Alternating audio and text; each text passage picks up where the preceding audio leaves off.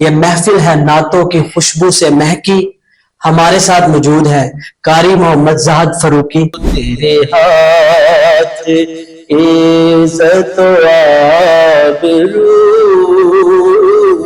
تیری شان جل جلالہ.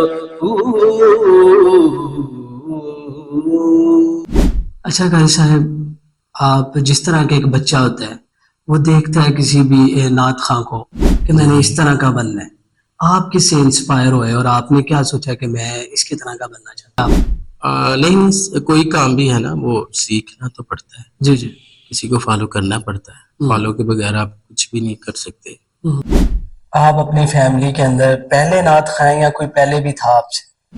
ریئل اسٹیٹ پہ بزنس کر رہا ہوں ساتھ. جی جی. پراپرٹی کا، تو وہ بھی ساتھ ساتھ کہہ رہی ہے. صاحب آپ کو کیا لگتا ہے کہ نعت خواں حضرات میں کون سی ایسی بری چیز ہے جو نہیں ہونی چاہیے؟ نعت خواں نہ ہوتا تو شاید شوق والے سے شاید کوئی اچھا بالر یا کرکٹر ہوتا.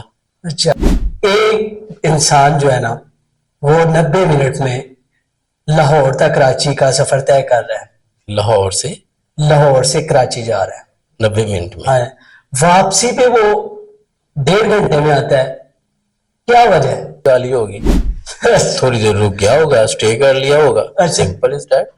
اچھا، آپ کو نہیں لگتا القابض الباسط الخافض الرافع معز المذل السميع بصير حكم العدل اللطيف الخبير